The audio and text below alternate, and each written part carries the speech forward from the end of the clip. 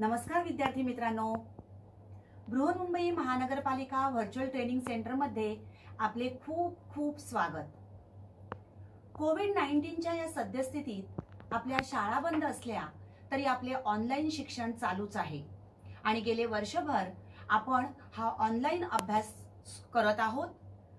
त्यासाठी आपली शिक्षणाची गती कमी होऊ नये म्हणून बृहन्मुंबई महानगरपालिका व्हर्च्युअल ट्रेनिंग सेंटरच्या माध्यमातून काही व्हिडिओंची निर्मिती करण्यात आलेली आहे।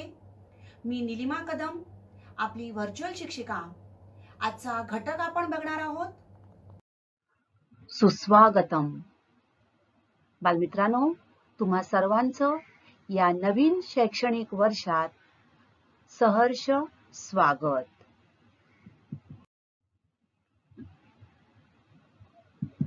आज आपण पूर्व माध्यमिक शिष्यवृत्ती परीक्षा म्हणजे नेमकं काय याचा परिचय करून घेणार आहोत। शिष्यवृत्ती परीक्षा म्हणजेच गुणवत्तेचे मापदंड होत।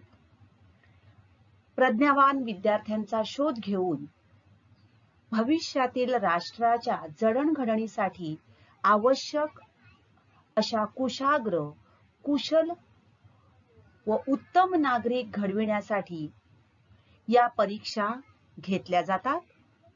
इयत्ता 5वी व इयत्ता 8वी या दोन इयत्तांसाठी या शिष्यवृत्ती परीक्षा घेतल्या जातात।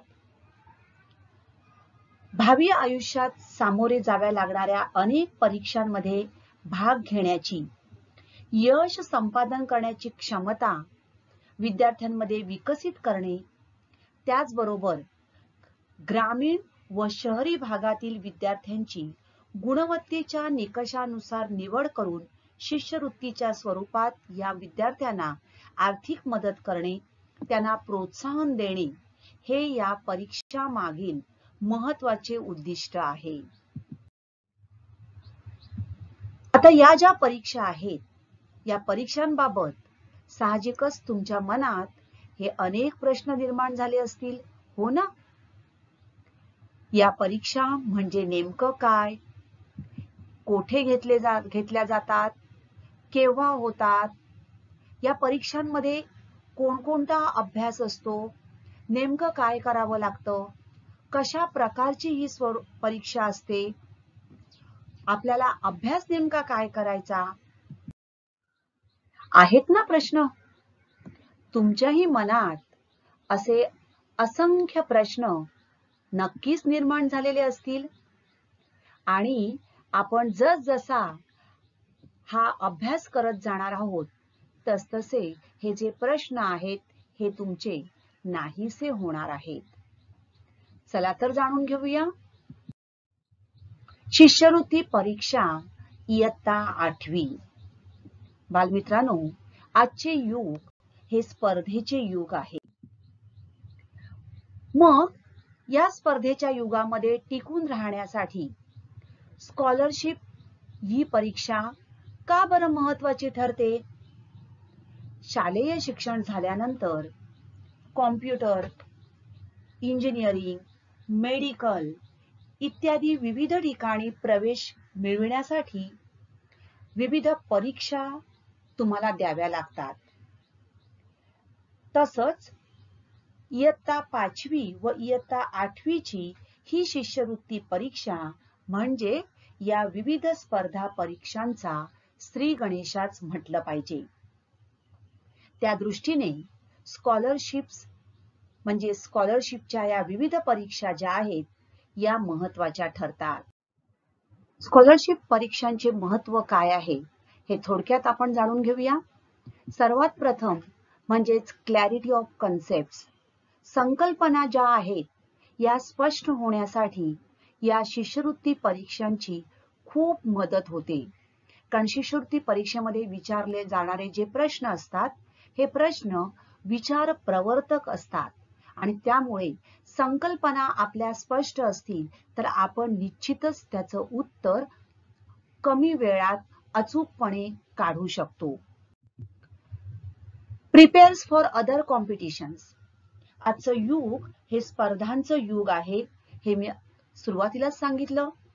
आणि म्हणूनच इयत्ता 10वी नंतर 12वी नंतर ज्या विविध ठिकाणी तुम्हाला ऍडमिशन घ्यायचं असेल तर त्या ठिकाणी आपल्याला ज्या परीक्षा द्याव्या लागतात, सीईटी, जेईई, नीट यासारख्या ज्या परीक्षा असतात, या परीक्षा कॉम्पिटिटिव्ह एक्झाम्स असतात, स्पर्धात्मक परीक्षा असतात. तर या परीक्षांमध्ये कशा प्रकारे तयारी करावी लागते त्याची तोंड ओळख ही या शिष्यवृत्ती परीक्षेने होण्यास मदत होते.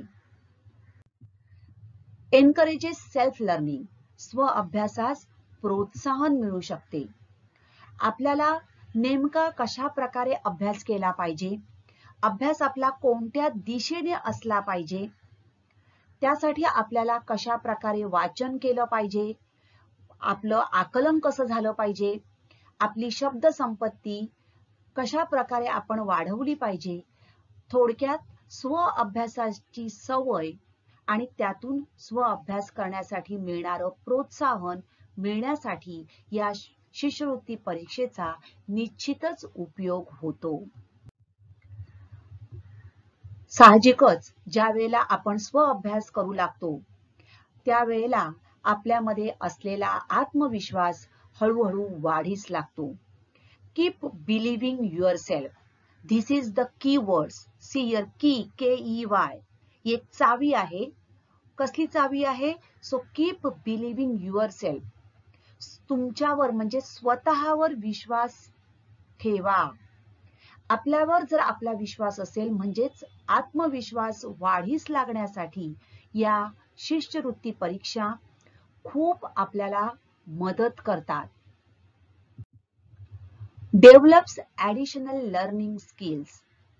इतर जी कौशल्य आहेत या स्पर्धात्मक युगात आपल्याला सतत ऍक्टिव्ह राहण्यासाठी आपल्या मेंदूला नेहमी तयार ठेवण्यासाठी वेगवेगळ्या आलेल्या समस्यांचं निराकरण कमीत कमी वेळात अचूकतेने करण्यासाठी या स्पर्धा परीक्षांचा उपयोग होतो.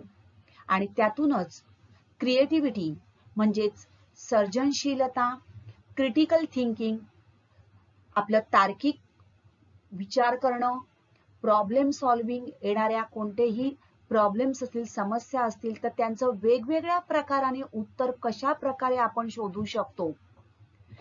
कम्युनिकेशन, आपण एकमेकांशी संवाद वाढवणं किंवा संवाद असणं का आवश्यक आहे आणि या सगळ्यातून निर्माण होते ती लीडरशिप क्वालिटी म्हणजेच नेतृत्व गुण.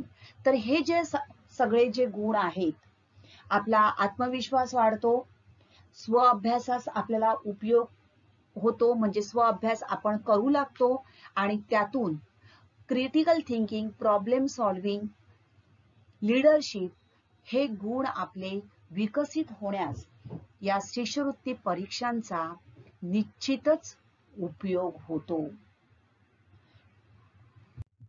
त्याचबरोबरीने इम्प्रूव्ह रिझनिंग ॲबिलिटी.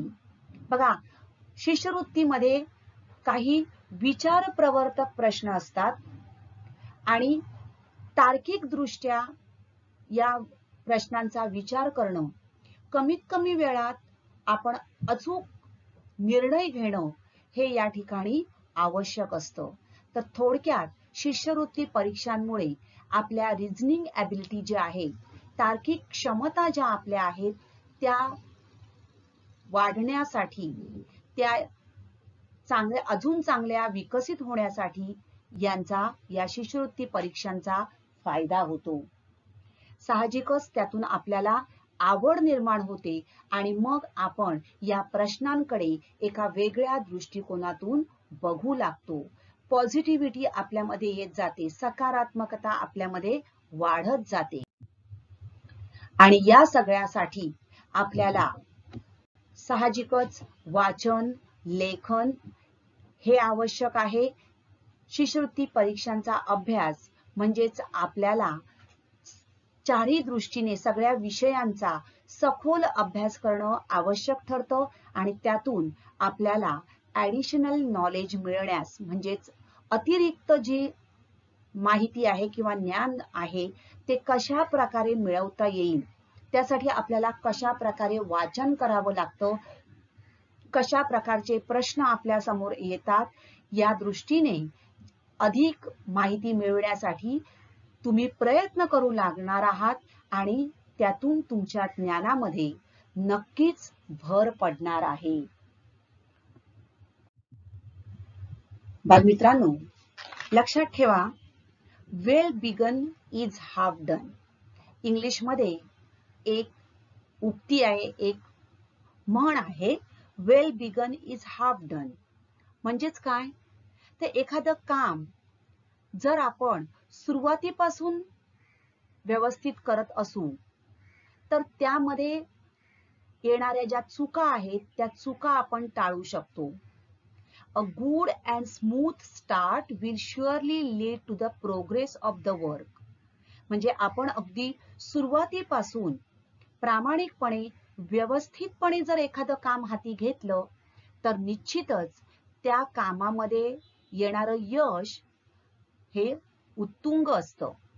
आणि म्हणूनच ज्या काही चुका आहेत किंवा ज्या काही आपल्या समोर येणाऱ्या समस्या आहेत त्या टाळण्यासाठी आपण सुरुवातीपासून जर प्रयत्न केला तर आपण अर्धअधिक काम व्यवस्थित अगोदरच पूर्ण करू शकतो. आणि म्हणून शिष्यवृत्ती परीक्षा ही एक मैलाचा दगड ठरते.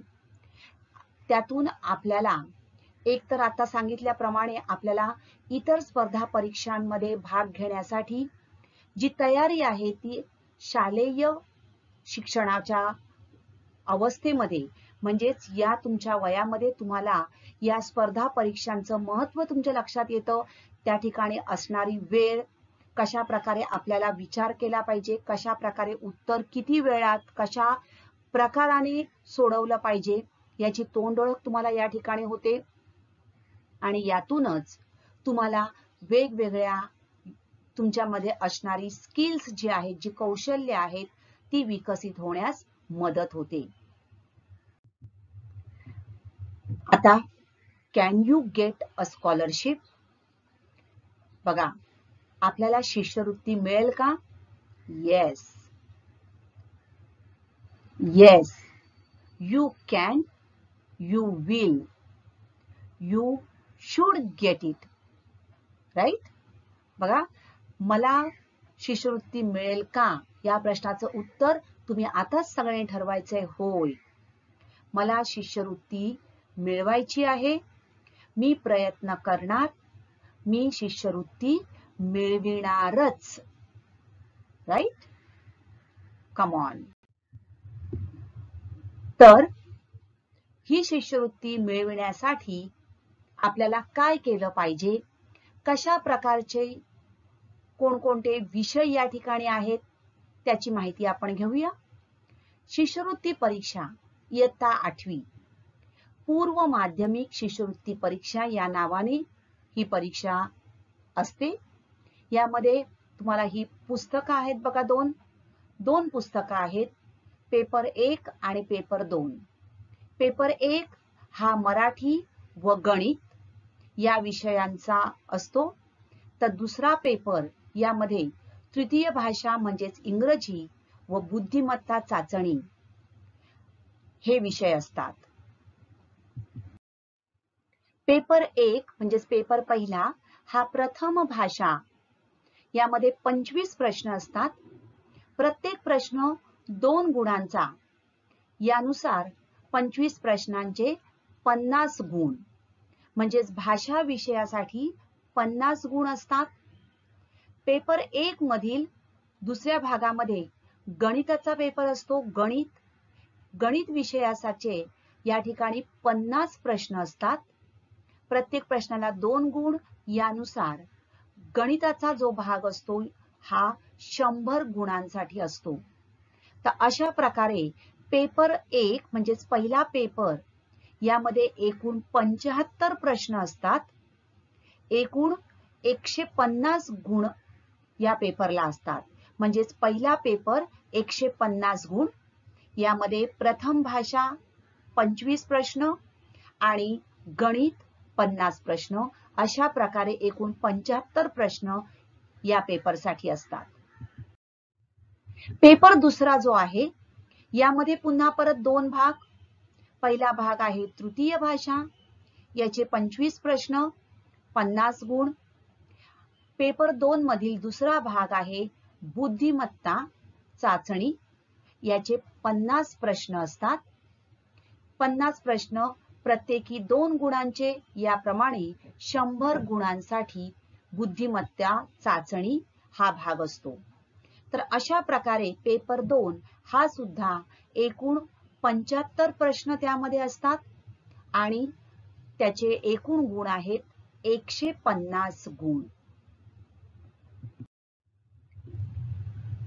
प्रत्येक पेपरसाठी तुम्हाला प्रत्येकी 1 तास 30 मिनिटे एवढा कालावधी असतो.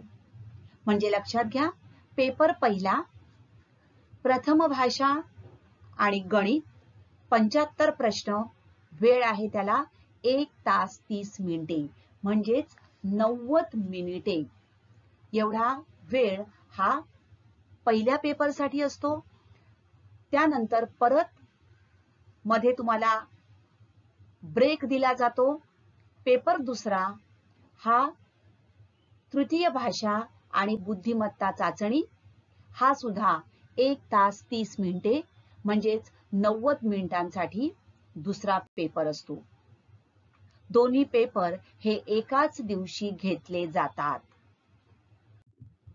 आता परीक्षेचा अभ्यासक्रम व परीक्षेचे स्वरूप थोडक्यात बघूया. महाराष्ट्र राज्य शैक्षणिक संशोधन व प्रशिक्षण परिषद पुणे यांनी तयार केलेल्या इयत्ता 1ली ते 8वीच्या अभ्यासक्रमावर आधारित ही पूर्व माध्यमिक शिष्यवृत्ती परीक्षा घेण्यात येते. पूर्व माध्यमिक शिष्यवृत्ती परीक्षेसाठी प्रत्येक पेपरमध्ये कमाल 20% प्रश्नांच्या बाबतीत उत्तराच्या 4 पर्यायांपैकी 2 पर्याय अचूक असणार आहे आणि तुम्हाला ते दोन्हीही पर्याय नोंदविणे आवश्यक आहे. म्हणजेच उत्तराचे 2 पर्याय असणार आहेत आणि तुम्ही ते दोन्ही पर्याय त्या ठिकाणी मार्क करणं अत्यंत आवश्यक आहे. जर तुम्ही एकच मार्क केला तर तुमचा तो प्रश्न चूक समजला जाईल. म्हणजेच विविध स्पर्धा परीक्षांचा श्री गणेशा होय, असं मी तुम्हाला सुरुवातीला सांगितलं. तर या ठिकाणी ही जी तुम्हाला उत्तरपत्रिका दिसते आहे, तर ही उत्तरपत्रिका तुमच्या समोर जी येते ही OMR या पद्धतीने तपासली जाते. तर स्पर्धा परीक्षा ज्या वेळेला घेतल्या जातात तर त्यासाठी अशा प्रकारे OMR आन्सर शीट्स वापरल्या जातात. तर तुमच्याकडे उत्तरपत्रिका जी असते त्या प्रत्येक प्रश्न क्रमांकासमोर 4 वर्तुळे दिलेली असतात. त्या पर्याय जे आहेत 1, 2, 3, 4 ते पर्याय त्या ठिकाणी त्या प्रत्येक प्रश्नासमोर तुम्हाला दिसतात बघा. 1, 2, 3, 4 हे पर्याय आहेत. योग्य पर्याय क्रमांकाचं वर्तुळ जे आहे ते तुम्हाला निळ्या किंवा काळ्या शाईच्या बॉलपेनने रंगवायचे असते. तर ज्या विविध स्पर्धा परीक्षा घेतल्या जातात त्या स्पर्धा परीक्षा या अशाच प्रकारे OMR मार्कशीट्स द्वारे घेतल्या जातात. तर त्यासाठी तुमची या ठिकाणी ही तयारी होण्यास मदत होते. स्कॉलरशिप पेपर दुसरा या ठिकाणी तुम्हाला दिसतंय बघा, थिंकिंग कॅप. तुमच्या डोक्यावर एक कॅप आहे. कसली कॅप आहे ती? Yes, thinking cap. बघूया आपण. पेपर दुसरा जो आहे पूर्व माध्यमिक शिष्यवृत्ती परीक्षा इयत्ता 8वी, यामध्ये दुसरा पेपर पहिला भाग आहे तृतीय भाषा म्हणजेच इंग्रजी आणि त्यातील दुसरा भाग आहे बुद्धिमत्ता चाचणी, इंटेलिजन्स टेस्ट. या ठिकाणी इंटेलिजन्स टेस्ट साठी तुम्हाला 50 प्रश्न दिलेले असतात. प्रत्येक प्रश्नाला 2 गुण, यानुसार एकूण 100 गुण हे बुद्धिमत्ता चाचणीसाठी असतात. तर 150 मार्काचा पेपर दुसरा, त्यापैकी 50 मार्क इंग्रजी आणि बुद्धिमत्ता चाचणी 100 गुण. तर शिष्यवृत्ती परीक्षेचं जे वेगळेपण आहे ते या बुद्धिमत्ता चाचणी या विषयामुळे अधोरेखित होण्यास मदत होती. बुद्धिमत्ता चाचणी हा अभ्यासक्रमाबाहेरील विषय आहे, परंतु यामध्ये असणारे प्रश्न जे आहेत, हा विषय जरी अभ्यासक्रमाबाहेर असला तरी त्यामध्ये असलेले प्रश्न जे आहेत हे तुमच्या अभ्यासक्रमाशी संबंधित असतात. प्रश्नांचं स्वरूप मात्र थोडंसं वेगळं असू शकतं. तर बुद्धिमत्ता चाचणी साहजिकच विषयाला धरूनच अनुमान, सृजनशक्ती, तर्क, अनुमान, तर्काधिष्ठित कौशल्य, आकलन आणि विश्लेषण क्षमता करून योग्य ती कारणमीमांसा करणं या क्षमतांचा कस या विषयामध्ये खऱ्या अर्थाने लागतो. आणि म्हणूनच खऱ्या अर्थाने थिंकिंग कॅप म्हणजेच गुणवत्तेला आव्हान देणारी ही परीक्षा ठरते. एखादा जो प्रश्न असतो त्या प्रश्नाचं आकलन करून घेणं, त्याचं विश्लेषण करणं आणि नंतर त्याचं कमीत कमी वेळात अचूक उत्तर काढणं हे या ठिकाणी अपेक्षित असतं. आणि म्हणूनच या ठिकाणी या परीक्षेचं वेगळेपण हे या बुद्धिमत्ता चाचणी या विषयामुळे ठरतं. या ठिकाणी प्रश्नांची काठिण्य पातळी कशी असते बघा. कठीण प्रश्न साधारणपणे 30% म्हणजे 15 प्रश्न, मध्यम स्वरूपाचे प्रश्न 40% म्हणजेच 20 प्रश्न हे मध्यम स्वरूपाचे असतात. तर सोपे प्रश्न 30% म्हणजेच 15 प्रश्न हे सोप्या प्रकारचे असतात.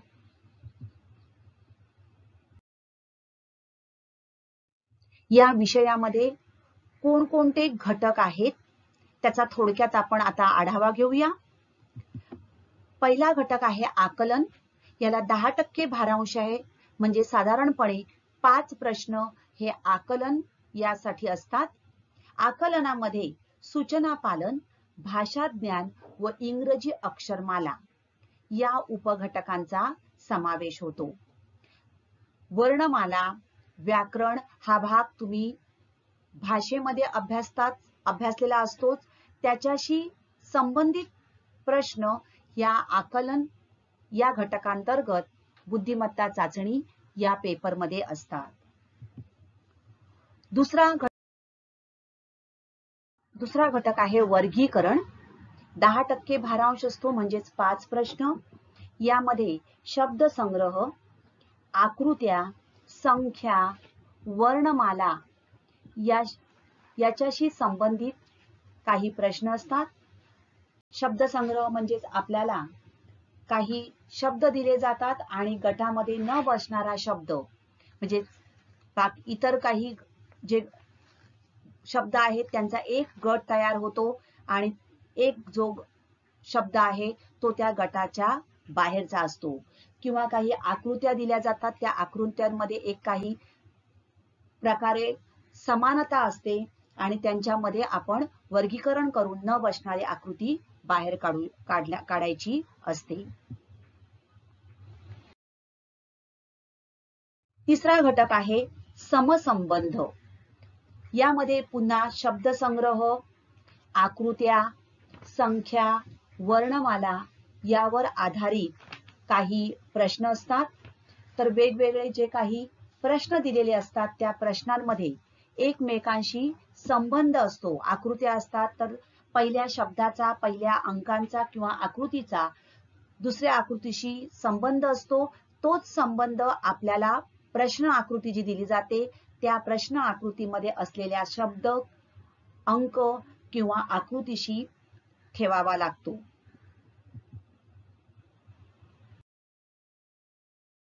चौथा घटक आहे क्रम. 12% भारांश यावर आधारित 6 प्रश्न असतात. संख्या, आकृत्या, चिन्हे, चुकीचे पद ओळखणे अशा स्वरूपाच्या प्रश्नांचा म्हणजेच विविध उपघटक जे आहेत त्यांचा यामध्ये समावेश असतो. एक विशिष्ट क्रम असतो. तो क्रम लक्षात घेऊन आपल्याला उत्तर शोधायचं असतं.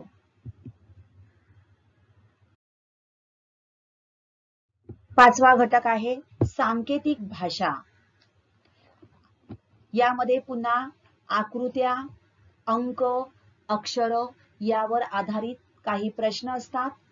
सांकेतिक भाषेमध्ये शब्द दिला जातो. शब्दाला काही अंकांची भाषा दिलेली असते किंवा चिन्हांची भाषा दिलेली असते आणि त्यावर आधारित आपल्याला प्रश्न विचारलेले असतात.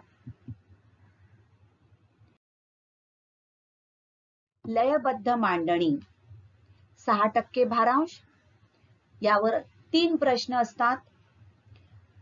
यामध्ये पुन्हा आकृत्या, अंक आणि अक्षरे यावर आधारित काही प्रश्न दिलेले असतात.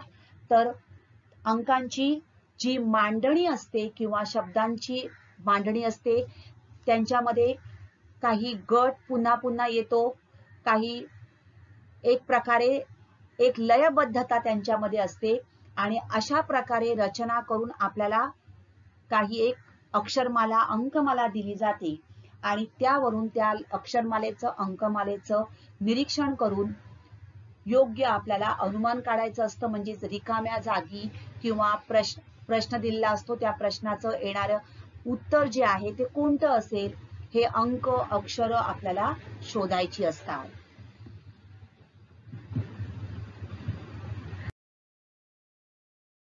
सातवा घटक आहे मनोरे.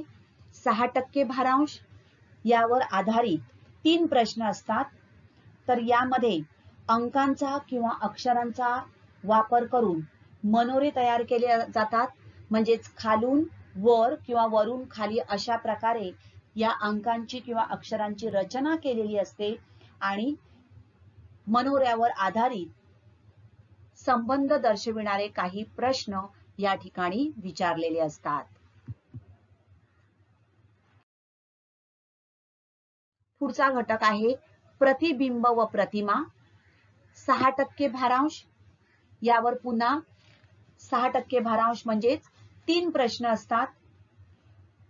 अंक, अक्षरे किंवा आकृती दिली जाते आणि या अंकांचं किंवा अक्षरांचं आरशामध्ये किंवा पाण्यामध्ये प्रतिबिंब कसं दिसेल हे आपल्याला उत्तरामधून शोधायचं असतं.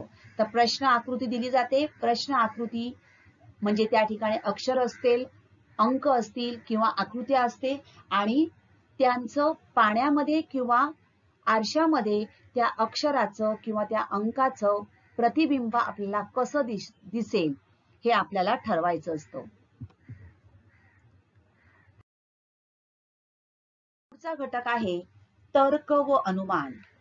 आता तर्क व अनुमान यामध्ये वय, वेळ, घड्याळ, त्याचप्रमाणे एखाद्या आकृतीमधील त्रिकोण किंवा चौकोनांची संख्या मोजणे या स्वरूपाचे प्रश्न असतात.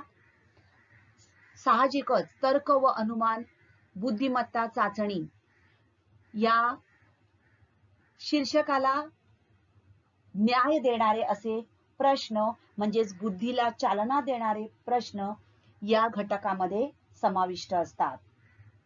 तर या ठिकाणी दिलेल्या माहितीनुसार योग्य प्रमाणे त्या माहितीचं विश्लेषण करणे, अचूक अनुमान काढणे यावर आधारित प्रश्नांचा समावेश या घटकांमध्ये होतो.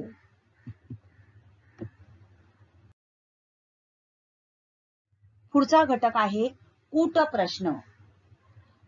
रांगेतील एखाद्या मुलाचं किंवा झाडाचं स्थान, दिशावर असणारे प्रश्न, दिनदर्शिका म्हणजे कॅलेंडर, गणिती कोडी यासारख्या उपघटकांचा समावेश या घटकांमध्ये केला जातो. हे जे प्रश्न आहेत हे सुद्धा तुमच्या विचारशक्तीला चालना देणारे असतात. तर अचूक निर्णय क्षमता, आकलन क्षमता आणि तर्क यासारख्या बाबींचा शोध घेण्यासाठी हा घटक अत्यंत उपयुक्त आहे.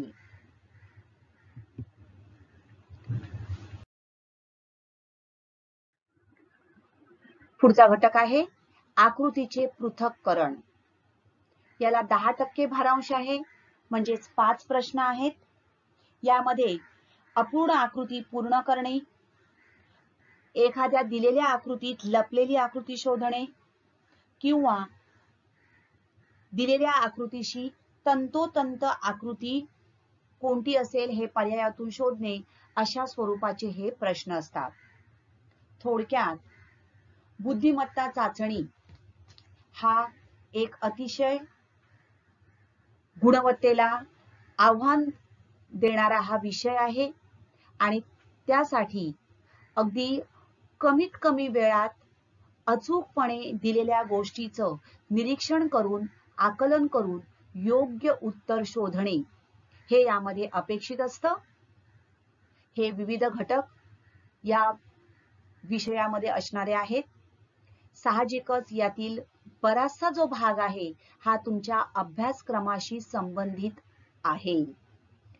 प्रश्नांचं स्वरूप प्रत्येक ठिकाणी मात्र वेगवेगळ्या प्रकारचं असू शकतं. तर हे वैविध्यपूर्ण प्रश्न जे आहेत हे प्रश्न या बुद्धिमत्ता चाचणी या पेपर 2 मधील दुसऱ्या भागामध्ये तुम्हाला विचारलेले असतात. आपण जेव्हा प्रत्यक्षपणे अभ्यासाला सुरुवात करणार आहोत त्यावेळेला या प्रश्नांचं स्वरूप कसं असणार आहे हे तुमच्या लक्षात येईलच. बालमित्रांनो, आपण जर प्रयत्न केले तर यश हे आपलंच असतं. आणि मी सुरुवातीला तुम्हाला सांगितलं त्याप्रमाणे well begun is half done. आतापासून जर आपण तयारी केली तर सहजच आपण हे यश प्राप्त करू शकू. जर आपण नियोजन पूर्वक काम केलं, योग्य पद्धतीने काम करायचा प्रयत्न केला तर यश हे आपलंच आहे. So success is yours as long as you try. म्हणून प्रयत्न करणं अत्यंत आवश्यक आहे. आणि मग हा प्रयत्न तुम्ही केल्यानंतर साहजिकच कॉंग्रॅच्युलेशन्स म्हणण्याची तेव्हा वेळ कोणाची असणार आहे? ऑफकोर्स आमची, म्हणजेच तुमचे शिक्षक, तुमचे पालक या सर्वांची वेळ तुम्हाला तुमचं अभिनंदन करण्याची असणार आहे. तुम्हाला कॉंग्रॅच्युलेशन म्हणण्याची संधी तुम्ही नक्कीच आम्हाला देणार आहात याची मला खात्री आहे. एक लक्षात ठेवा, nothing is impossible.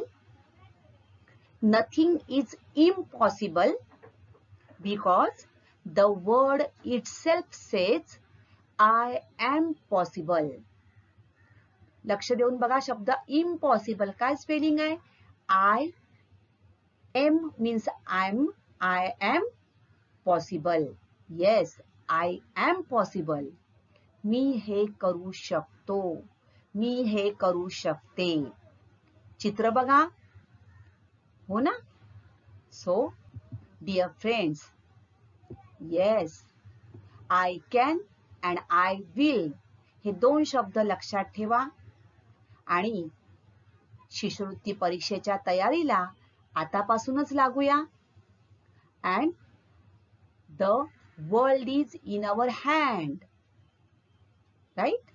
So, I can and I will. मी करू शकते, मी करणारच. हे 2 शब्द फक्त लक्षात ठेवा. यश हे तुमचंच आहे. सो डिअर फ्रेंड्स, आजपासूनच आपण या शिष्यवृत्ती परीक्षेच्या अभ्यासाला थोडी थोडी सुरुवात करूया. थेंबे थेंबे तळे साचे या उक्तीनुसार आपण आतापासूनच आपल्या बुद्धिमत्ता चाचणीच्या अभ्यासाला, शिष्यवृत्ती परीक्षेच्या अभ्यासाला थोडी थोडी सुरुवात करूया आणि यश नक्कीच मिळवूया. व्हिडिओ आवडला असेल तर जरूर सबस्क्राईब करा आणि शिष्यवृत्ती परीक्षेसंबंधीचे अधिकचे व्हिडिओ मिळविण्यासाठी बेल आयकॉनला टिक करा. थँक्यू. तर आजचा घटक आवडला ना? अशीच माहिती मिळवण्यासाठी या चॅनेलला सबस्क्राईब करा आणि हे व्हिडिओ पुन्हा पुन्हा पहा. पुन्हा भेटणार आहोत पुढच्या भागात. थँक्यू.